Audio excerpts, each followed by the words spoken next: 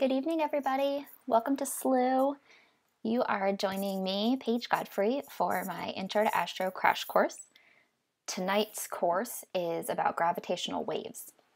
And I apologize that it's not on its typical Wednesday night, but it was all for good reasons. I spent Tuesday, Wednesday this week up in Connecticut at Slooh HQ, our headquarters, and I was driving home last night, when I was originally scheduled to give the normal Wednesday night course. But so here we are, Thursday night, and I appreciate you being flexible. And of course, you can always check this out on, well, I guess if you're listening now, then you wouldn't need to check it out after.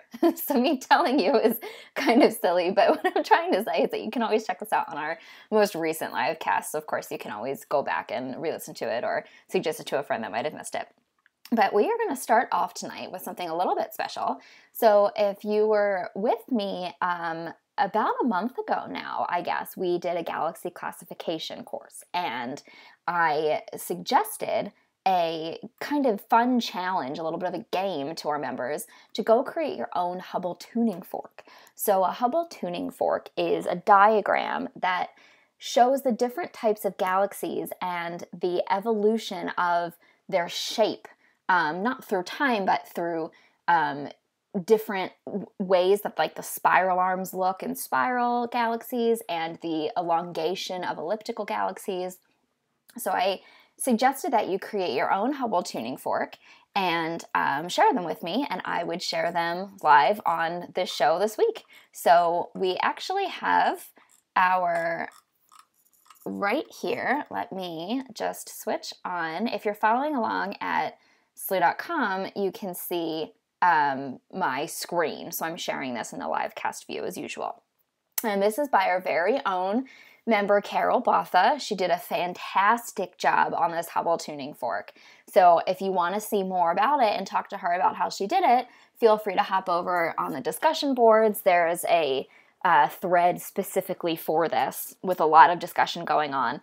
But congratulations to Carol. She did a wonderful job. So we start off here with our elliptical galaxies, an E0, and that means it's a mostly spherical elliptical galaxy. And then it progresses through to an E7, which is a very elongated elliptical galaxy. We then move into our spirals, and we have our normal spirals, such as Andromeda, and the spiral arms start to spread out as you progress through SA, SB, or SC. But then we also have our barred spirals, such as the Milky Way galaxy. Ours is a barred spiral with a big bar running through the center. You can see this is a really great image to see the bar coming through and the spiral arms coming off of it. And I love that she has put the intermediate galaxies on here as well, ones that kind of look like they're a little bit of both. Like they almost look like a normal spiral, but then they might also look like there's a bar running through the center. So really fantastic job, Carol. We're very proud of you. And anybody else, if you want to, there's some traction in this thread about people that are still working on this challenge. So if you finish it up, feel free to share your images with me, and I'll share them over the course of, these coming weeks and shows, and we're happy to take a look at them. And I'm really excited about this. So thank you so much for participating, Carol. And actually, just a fun little tidbit of information while we're highlighting Carol here. She just announced to me on Twitter that she just upgraded to astronomer member level, and we are so grateful for you, Carol, and your continued support, and we're excited. This is perfect timing because what we have coming up this month is the Messier Marathon. So if you're not familiar with it, hop over to our homepage. You can read all about it in our discussion boards, and we have when this loads, you'll be able to see there's a card on the homepage that describes the Messier Marathon, but as I say every week, my computer is super slow when I'm trying to stream it, so it doesn't always load well.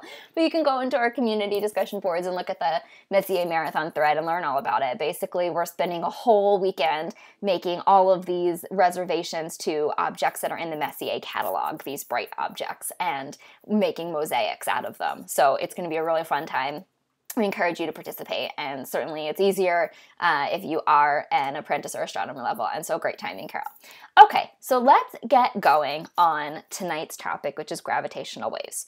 So pretend the year is 1916, and Albert Einstein is devising his theory of general relativity. This includes the idea of gravitational waves, or ripples, in the fabric of space-time.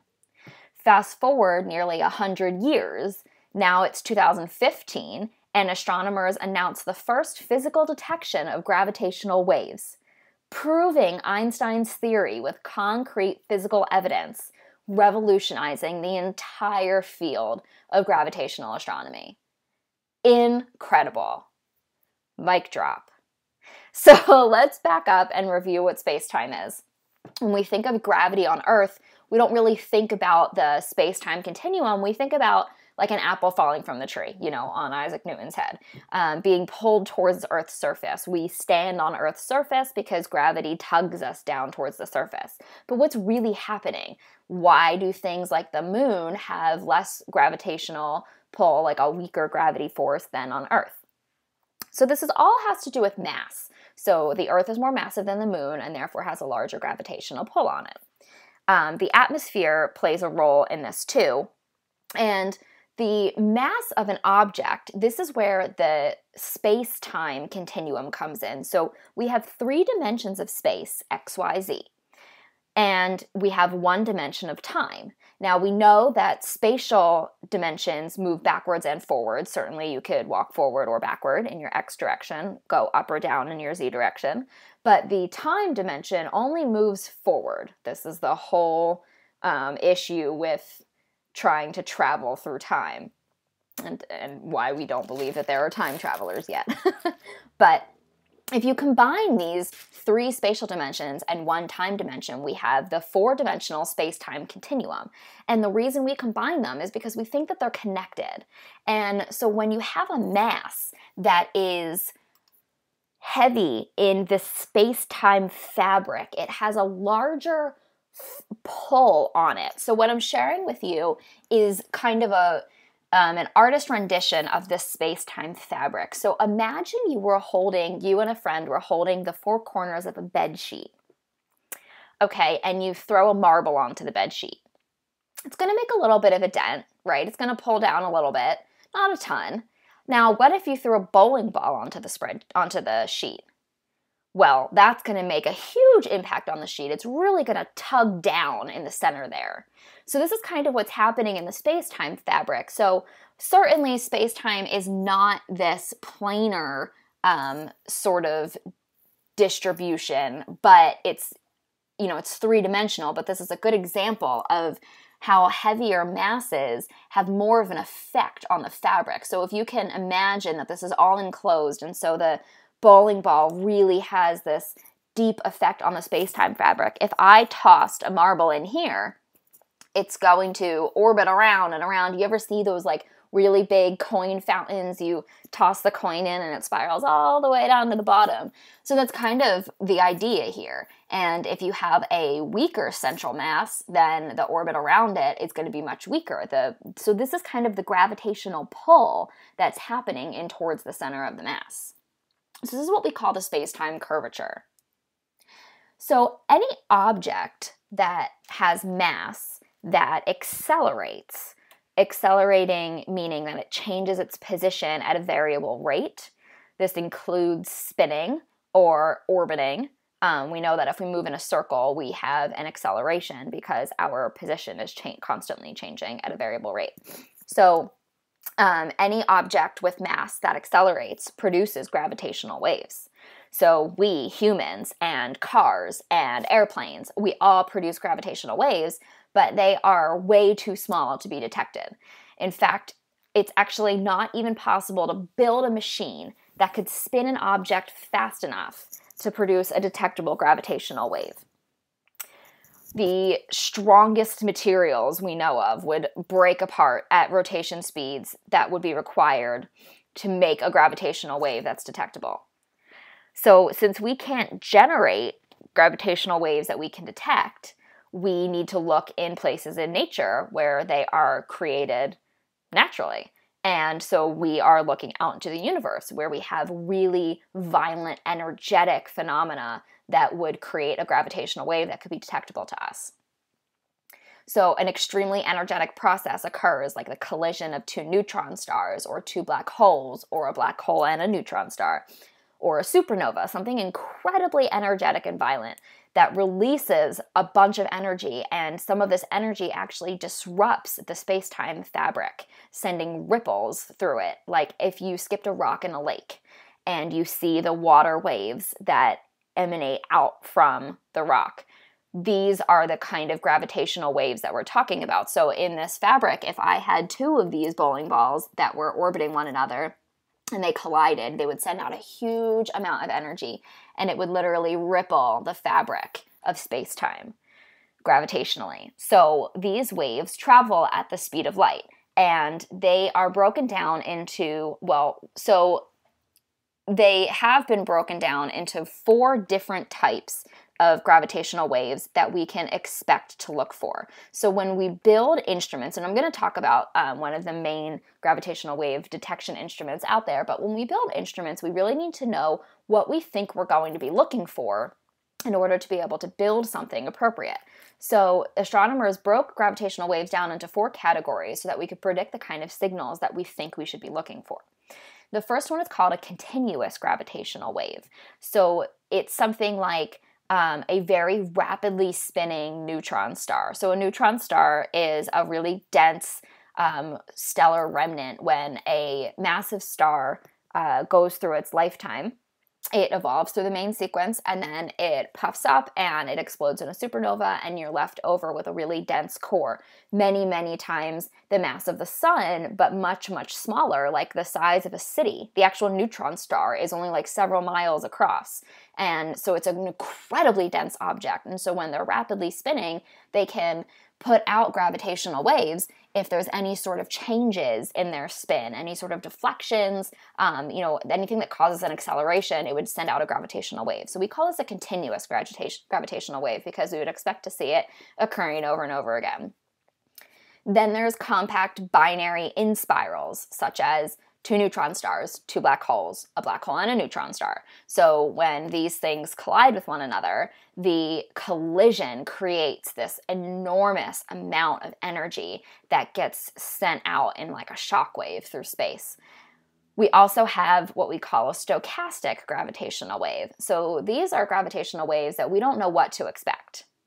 So they're stochastic because they statistically can't really, they're a randomized pattern of gravitational waves that can be analyzed statistically, but we can't really predict what they're going to look like. So if there's an event that we haven't, thought of yet that could produce gravitational waves, we would expect to detect it, but we don't really know what we're looking for. So astronomers have to be prepared that, when they subtract all the noise out from detecting gravitational waves, like vibrations such as like earthquakes and weather and things like that, we subtract out all that noise, and we want to make sure we're left with the signal that we know for sure what it is. So we have to plan that there might be signals that are gravitational waves, but we don't know that they are right off the bat because we don't recognize the pattern. And then the 4th category is called burst gravitational waves. So this would be an event that would just send off a big, large gravitational wave that we also don't really know what it would be, but we would see a spike in the signal, and we would expect that this must be a gravitational wave. So we have these 4 categories. Basically, 2 of them are which ones we can really well predict what the gravitational wave signal is going to look like, and 2 where we can't. So moving forward, this is how astronomers built the gravitational wave detectors. If we go back to 1974, just about 20 years after Albert Einstein died, 2 astronomers working at the Arecibo Radio Observatory in Puerto Rico discovered a binary pulsar system. Now, to remind you, a pulsar is a neutron star where the magnetic field pulses are being sent off into the direction of Earth. So when a neutron star is rotating about itself, if it has a high magnetic field, coming off the poles are these flares of radiation. And when those flares are orbiting in a direction that hits Earth, picture like a lighthouse. Every time the object rotates around, we see this flare. We call it a pulsar.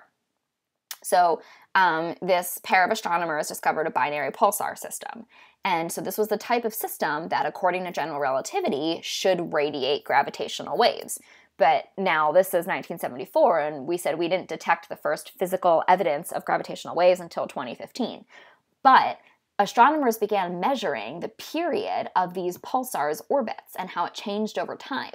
So because the pulsars are sending these radiation beams in our direction every time they rotate, we can watch their rotation and we can watch their orbit around one another. They're basically shining a flashlight on us like, hey, look at me.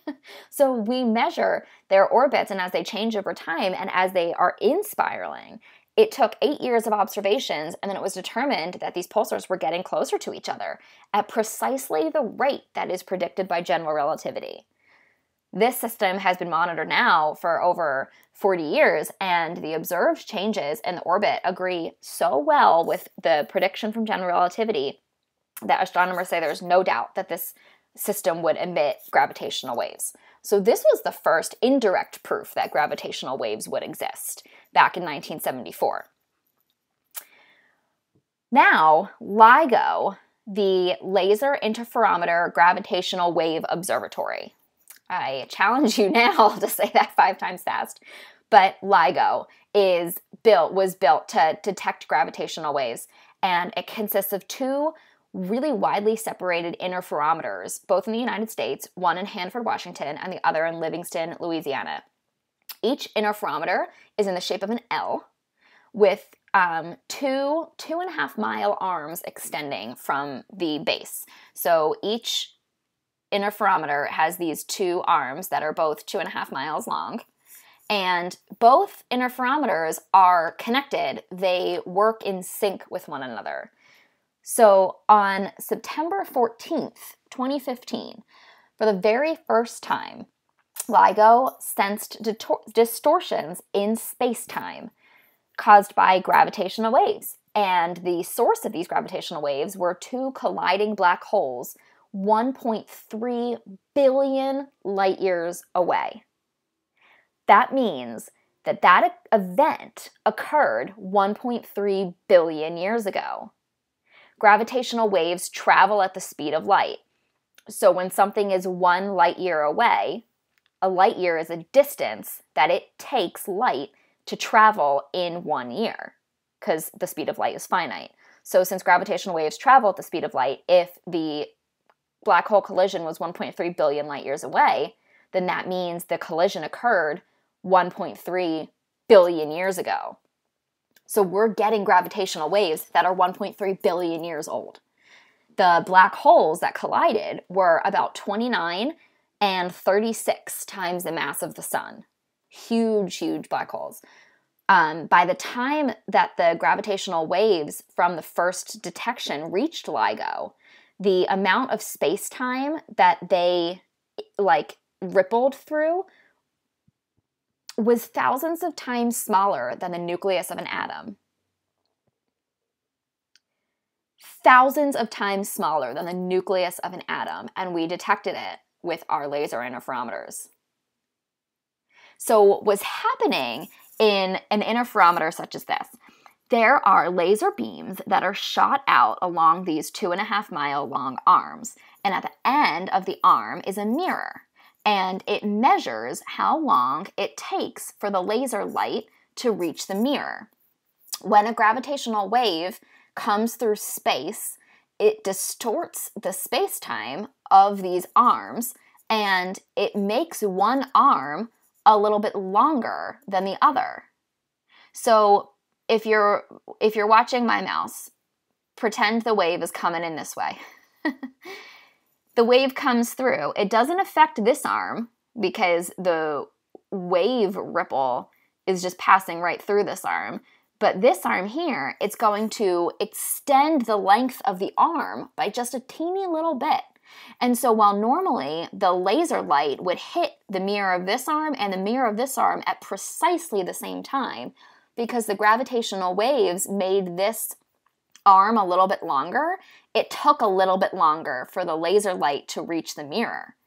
And so the difference in, kind of think of it like a stopwatch. If you have 2 racers running, and they're running at exactly the same speed, but then you make the track just a little bit longer for the one runner, your stopwatch is going to take just a little bit longer to measure when that runner crossed the finish line. That's kind of what's happening here.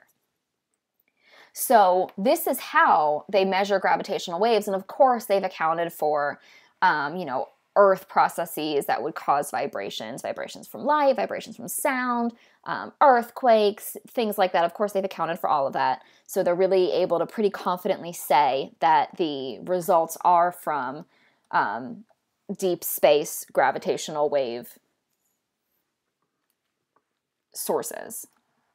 So the first detection was in 2015, and it was 2 black holes merging. Now, we've had more detections since, and there's been 4 more binary black hole detections since the first. So we're at a total of 5. But also, back in 2017, in August of 2017, so about 2 years after the first binary black hole detection, they announced the first detection of gravitational waves from a pair of in-spiraling neutron stars. So it's really cool that not only were they able to detect gravitational waves at all, right? Like, let's not forget the impact of this detection, but to have being able to detect it from 2 different types of processes. So electromagnetic emission from the collision of the neutron stars was observed in multiple wavelength bands as well. So this was the first time that they didn't just detect the gravitational waves alone, they also detected the electromagnetic emission from the neutron star collision. We saw the light from this neutron star collision, really being able to verify that the gravitational wave detection came from this source. This was, again, in August of 2017, and it's the first time that a cosmic event was observed both with light and gravitational waves. So cool. So gravitational waves, by studying them, it gives us an entirely new look of the universe. So what's really important about the neutron star collision is, for me at least, that we detected it both with light and gravitational waves. When we normally study phenomena in space and objects, we're looking at the light, we're looking at the electromagnetic radiation. But light is heavily affected by matter in the universe. We have gravitational lensing, which is the topic for next week's course. But then we have it goes through gas and interstellar dust and clouds. It gets absorbed and re-emitted, and we are gravitationally lensed, and so our atmosphere on Earth affects the light that reaches us. And we do our best to account for these things, but gravitational waves very weakly interact with matter and therefore reach us pretty much unimpeded. It's really incredible to be able to study these, especially in conjunction with light from the same source, such as this neutron star collider. The LIGO detection, the very first one, that was the binary black hole collision. So not only did that detection confirm gravitational waves and prove Einstein's theory of general relativity was correct, it was also proof that binary black holes actually existed. Up until then, we didn't know for sure that binary black holes existed. Remember, black holes don't put off radiation the way that stars and things do. We can see their effect on light because we can see how light is gravitationally distorted around them. But to actually observe black holes is incredibly, incredibly difficult. We can't even see the one in the center of our own galaxy. We just see how the stars around it are affected. So this was the first proof that a binary black hole system actually existed, and also that black holes with masses about 30 times that of the sun also existed. We hadn't had proof of that yet either. We knew that both from theory that these binary systems and black holes that were 30 times the mass of the sun were possible, but neither of these facts were known for sure before this first detection in 2015. Really super cool. So if we go, this is a great site if you want to read up some more about LIGO and everything. I mean, ligo.caltech.edu has a lot of valuable information. What I'm going to play for you now is a video of the detection. It's just like an animated video, but it's an animation of 2 neutron stars as they orbit each other and then coalesce into one object. Let me see if I make it full screen. Can you see that? Yes, I think you can. Cool. So I'm going to play this. And so we're watching here the neutron stars orbiting one another, and it's hard to see at first, but they are in-spiraling. In spiral means that as they orbit one another, they are getting closer and closer together, that the distance between the two objects is decreasing. And so you can see the speeding up right now of the in spiral and more gravitational waves being created, all this radiation streaming away, and there's the collision and the ripple effect. And now we're left with one object because the two collided with one another.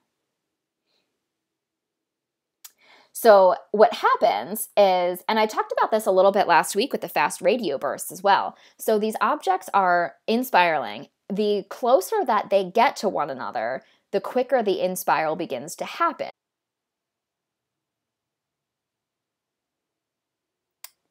Okay, I'm back. I apologize about that. So my computer has been giving me some trouble lately, and I think it's kicking the bucket. But let me just take a second to double check that you can actually hear me again. So what happens is collision and the ripple effect. And now collision and the ripple effect. And now we're left with one object because the two collided with one another. So what happens is, and I talked about this a little bit last week with the fast radio bursts as well. So these objects are in-spiraling. Okay, I'm going on the assumption that you can hear me, so I'm just going to keep talking. Hopefully I'm not talking to myself. That's awesome. Anyway, so, okay. Yes, you can hear me. I've just confirmed it. Great. Okay, so let me put my screen back up so that you can see what I'm doing.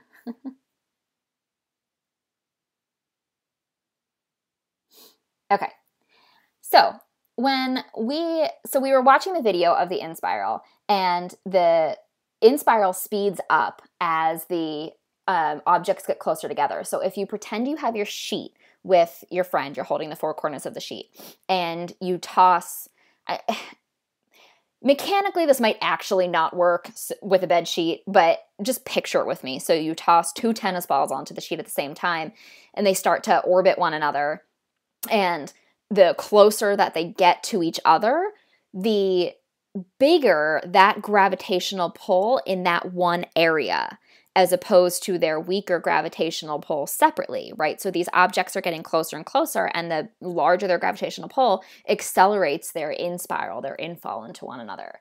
And then we talked about this last week with fast radio bursts. Right the millisecond before they collide, they send off this huge amount of energy, and this might be where fast radio bursts, or some of them, come from. And then we also get the gravitational waves. So this is just another way that detecting gravitational waves and studying them can really advance the field, because of things like fast radio bursts, where we have these super energetic bursts of radiation that are very quick, and we don't know where they're coming from. We have theories, but being able to detect maybe that a fast radio burst occurred at the same time as a gravitational wave detection would just be incredible. So moving on a little bit, there are some fun facts on this LIGO page that I really enjoyed reading, and so I was just going to share a couple of them with you. The first one is that at its most sensitive state, LIGO will be able to detect a change in distance between its mirrors 1 in 10,000th the width of a proton. This sensitivity is equivalent to measuring the distance to the nearest star to an accuracy smaller than the width of a human hair. That's how sensitive these laser interferometers have to be in order to detect things like gravitational waves. Because remember, gravitational waves are so weak and indetectable, we don't detect them from any sort of Earth-generated event. But even events like the merging binary black hole system from 1.3 billion light years away was so weak by the time it reached us that the space-time wobble that it generated was thousands of times smaller than the nucleus of an atom. So another really cool fact is that the arms of LIGO, these 2.5 mile long tubes that the lasers run down, are long enough that the curvature of the Earth was a factor when they had to design the instruments. So over the length of the arms, the Earth curves down away by about 1 full meter. So they had to be really precise with the way that they leveled the area and to counteract this curvature because LIGO's arms need to be level. Without this, the lasers, which travel in a straight line, of course, would arrive 1 meter above the mirror if they didn't account for the curvature of the Earth. So there you go, flat earthers. The Earth is round. So studying gravitational waves really gives us a whole new way to look at the universe, aside from just electromagnetic radiation, but using gravitational waves in conjunction with electromagnetic radiation are really what's going to advance astronomy and the way that we look at the universe. Someday, gravitational waves might even allow us to listen to what was happening in the very, very beginning moments of the universe, when it was so dense and hot that no light could move around. We don't detect any of that light. If you heard my cosmic microwave background course a couple weeks ago, I talked about this wall where we can't really see beyond it, this wall of CMB radiation. We can't see beyond it because the light wasn't scattering around at that time. And so any photons emitted were absorbed immediately by a plasma of hot ions because the universe was so dense when it first began. But gravitational waves from that time could travel directly to us on Earth with very little interference from all of the matter because, as I said, gravitational waves interact very weakly with matter. So if we can detect gravitational waves from the earliest moments of the universe, it would tell us so much about what happened just after the Big Bang, so much that we don't know because we can't detect the electromagnetic radiation from that time period. Next week, we'll talk about this gravitational lensing that I mentioned earlier and the way that matter in the universe affects light and affects how we see light, but also in good ways. So it's not just bad that it affects the light that travels to us. It can help to magnify the light and how it gives us a rare view of the universe that we might not see if something was in the way of the light traveling towards us. And could this gravitational lensing be used as a way of communication? So in the meantime, you can look forward to Sunday night. We have Paul Cox, as usual, with Practical Astronomy. And we also have a special live cast with Paul to learn about the upcoming March Messier Marathon that I mentioned earlier. That's coming up on March 17th. So if you want to hear more about it, you can go over to the discussion board area and read about it. And you can also tune in to Paul's show on Sunday night and hear more about it. So thanks for listening. Thanks for being patient through the shutdown of my computer. And I hope you have a great week, clear skies, and join me next week to hear about gravitational lensing.